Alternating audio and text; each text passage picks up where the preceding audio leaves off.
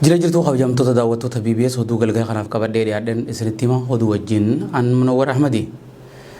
Waraanni bilisummaa Oromoo zoonilee garaagaraa keessa soso'an opereeshinii tibbana gaggeessaa jiruun humnoota mootummaa irratti injifannoo argachaa jiraachuu ibse.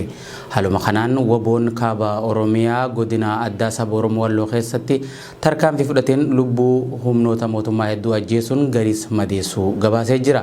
Tarkaanfii waboon Wallootti fudhatee kunis waxabajjii 20 akka bara 2022 aanaa Dawwee Haarawaa bakka Warsaa Meexxii karraa Madiinaa jaamtutti yeroo ta'u waraana mootummaa irratti waboon tarkaanfii fudhateen baay'ee ajjeesuu fi madeessuu himee jira.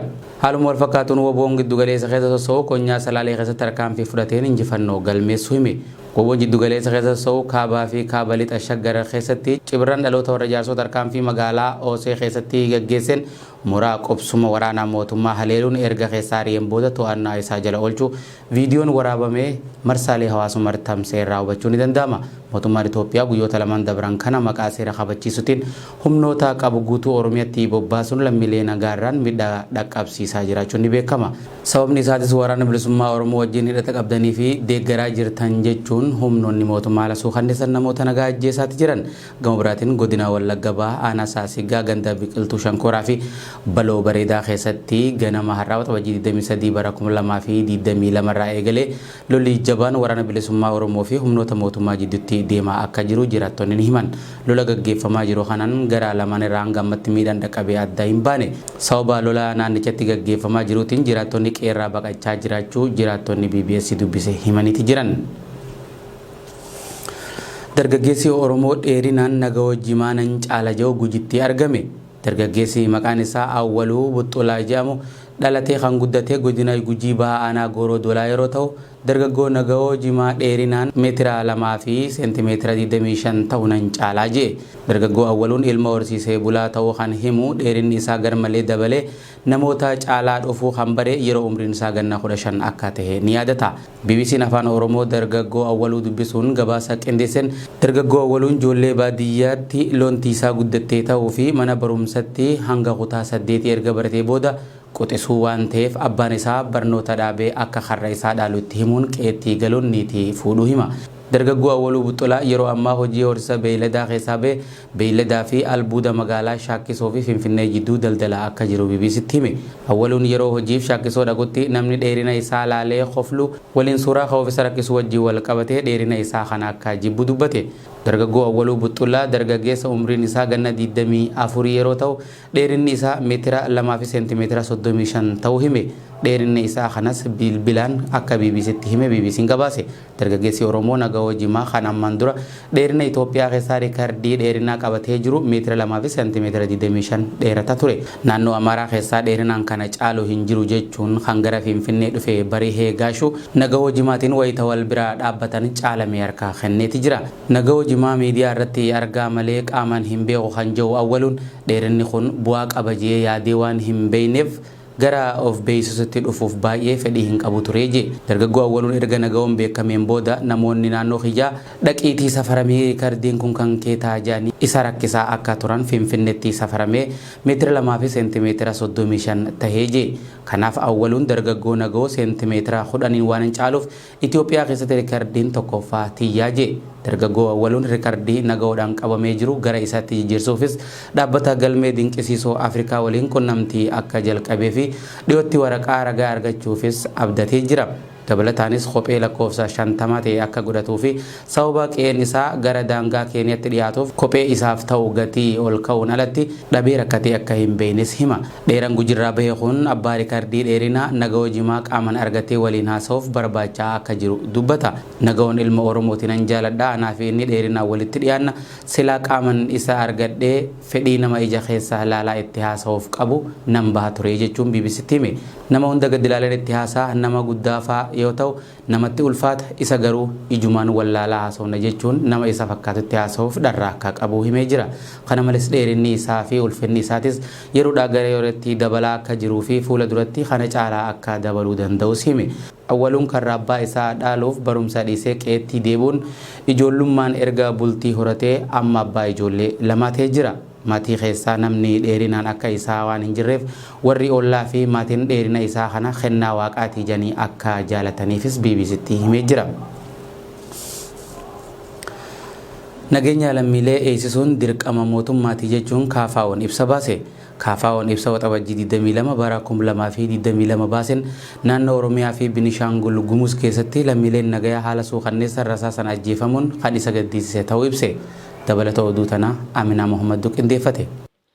KFO'n ibsa waxabajjii 22 bara 2022 baase waggoota 3 dabranii asitti haala adda ta'e naannoo Oromiyaa keessatti akkuma waliigalaatti ammoo Itoophiyaa keessatti wal waraansi fi walitti bu'iinsi gaggeeffamaa akka jiruu fi ajjeechaa hiraarsa fi buqqaatii lammiilee nagaatiif sababa ta'aa jira. Keessumaa dhiyeenya kana waxabajjii 11 bara 2014 akka lakkoofsa Itoophiyaatti naannoo Oromiyaa godina Wallagga Lixaa aanaa Gimbii ganda Tolee Jaamutti haleellaa hidhattoonni raawwatan lammiileen nagaa dhibbaan lakkaa'aman itti dhukaafamee gara jabinaan jumlaan ajjeefamuu isaanii dhaga'uu kan hime KFO'n baay'een ajjeefamtoota dubartootaa fi daa'imman akka ta'an odeeffannoo argachuu ibse. Dabalataanis ajjeechaa jumlaa kanaan mootummaan waraana bilisummaa Oromoo yoo himatu gareen hidhatan kun immoo hidhattoota mootummaatiin bobba'an je'ee komataa je'e KFO'n. Kana jidduutti garuu dhiigni namoota nagaa gadi jigee irra dibamee hafaa jira jechuun ibse. Itti fufuunis yeroo adda addaatti kan sammuu uummataa jeeqaa jiru humnoota mootummaanis ta'ee hidhattoota mootummaatiin alatti ajjeechawwan suukaneessoon raawwataman viidiyoodhaan waraabamanii miidiyaalee adda addaatti gadhiifamaa jiraachuu isaati. Fakkeenyaaf humnoota zamachaa Minilik jedhaman kan mootummaan harka keessaa qabuu fi ajaja mootummaa jalas kan turan naannoo Amaaraa godina addaa Oromiyaa aanaa Daawwaa Caffaa ganda Intalee Jaamu keessatti baatii muddee bara 2021 raawwatame. Akkasuma ammas torban dabre kana keessa namoota miseensota Shanee jedhaman konkolaataa irraa buufamanii gara jabinaan ajjeechan irratti raawwatame akka ragaa qabatamaa koomishiniin mirgoota namoomaa Itoophiyaa qulqulleessee dhiyeessus tarkaanfiin fudhatame hin beekamu jedhe KFO'n. Kunis humni aangoo mootummaa to'atee jiru seera kabachiisuu fi nageenya lammiilee eegsisuuf dirqama ijoo isaa ta'e bahachuuf humna dhabaa akka jiru mul'isa jedhe. Akka KFO'tti dhiiga lammiilee nagaa dhangala'aa jiruun bu'aa siyaasaas ta'ee injifannoon argamu gonkumaa akka hin jirre onnee irraa kan amanu ta'uu eeree haleellaa lammiilee nagaa irratti raawwatame hundaanii balaaleffanna jedhe. Kana malees sabaaf sablammii biroo Oromiyaa keessa jiraatan akkuma jiraattota naannichaa kamuu eegumsa lubbuu fi qabeenya isaaniitiif wabiin guutuun kennamuufii qaba kan jedhe KFO'n. Kanaafis ijjannoo cimaa qabna jedhe. Gama kanaan nageenya lammiilee kanaa eeguuf bulchiinsa mootummaa naannoo Oromiyaatis ta'ee mootummaan federaalaa har'a boroo osoo hin jenne dirqama isaanii baachuu akka qaban cimsee hubachiisee jira. Uummanni Oromoo bal'aanis ajjeechaa lammiilee nagaa naannoo Oromiyaa keessa jiraatan irratti raawwataman hundaa sagalee tokkoon balaaleffachuu akka qaban dhahamee jira. Ajjeechaa iddoo garaagaraa keessatti raawwataman hundumtuu qaama gartummaa irraa walaba ta'een akka qulqulleeffamu KFO'n irra deddeebiin yaamicha dhiyeessaa turuu yaadachiisee ammallee humnootiin ajjeechaa jumlaa toletti raawwatame irratti hirmaatan hundi qaama walaba ta'een qulqulleeffamanii ummataaf akka ifa godhaman kan badii raawwatanis seeratti akka dhiyaatan yaamicha dhiyeessee jira. Haleellaa raawwatameen kan lubbuu dhabanii fi kan miidhaman hundaaf gadda itti dhagame kan ibse KFO'n maatii fi firoottan isaaniif jajjabina hawwee kanneen haleellaa jalaa hafan tasgabbeessuu fi deebisanii ijaaruuf tarkaanfiiwwan hatantamaan akka godhamus yaadachiisee jira. Dabalataanis humnoonni sababa garaagarummaa siyaasatiin wal waraanaa turan garaagarummaa isaanii dhiphisanii karaa nagaatiin rakkoolee isaanii furachuuf tattaaffii akka godhan kanaafis marii hunda hirmaachisaa akka geggeessan irra deebiin gaafatee jira. Gamtaan Afrikaa marii araaraa Suudaan dhaabbata mootummoota gamtoomaniin durfamu keessatti hin hirmaadhu jedhe. Dhiyeenya kana hooggantoota siyaasaa Suudaan araarsuuf dhaabbanni mootummoota gamtoomanii tattaaffii godhaa akka ture ni beekama.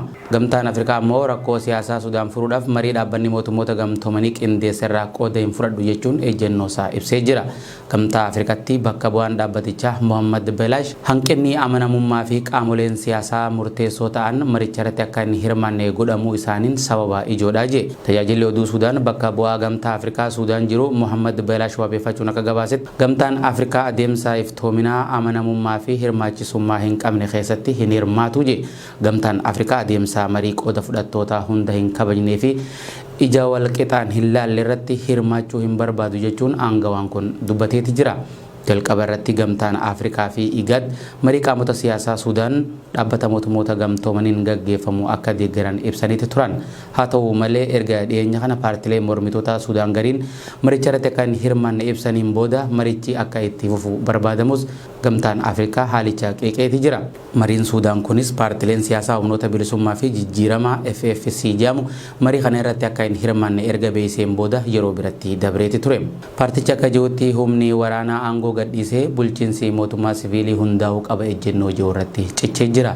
Sudaan erga mootummaan Albashiir fincina uummataatiin aangoo irraa kaafame as humnoota waraanaa fi siviilii jidduutti taayitaan qoodamaa kan jiru yeroo ta'u ammas raafama hamaa keessatti argamti. Inumaa dhiyeenya kana Sudaan keessatti sirni bulchiinsa Albashiir deebi'aa jira jechuunis dubbatamaati jira. Lammiileen Itoophiyaa manneen hidhaa Saudi Arabiyaa keessatti waggootaaf rakkachaa turan ammas haalli isaan keessa jiran rakkisaadha jedhame. Akkatuma kanaan lammiileen Itoophiyaa manneen hidhaa Saudi Arabiyaa xariiqa al-Kharji keessatti argaman haalli keessa jiran hammaataa ta'urraa kan ka'e namoonni baay'een dhukkubsatanii du'aaf jireenya jidduu jiran jechuunis gabaasan. Viidiyoon gabaabaan hidhamtoonni kunniin mana hidhaa keessaa waraabuun marsaalee hawaasummaa irratti guyyaa kaleessaa maxxansan lammiileen kanneen uffata tokko malee kiisii hoshiin itti gatamu walitti suphanii yeroo ciciisan ni mul'ata. Sababa walitti baay'achuutiin dhukkuboota akka dhibee sombaa, kalee, tiruu fi hoyxoo yookaan dhibee asaasiyyaa jedhamuun miidhamaniiti jiran.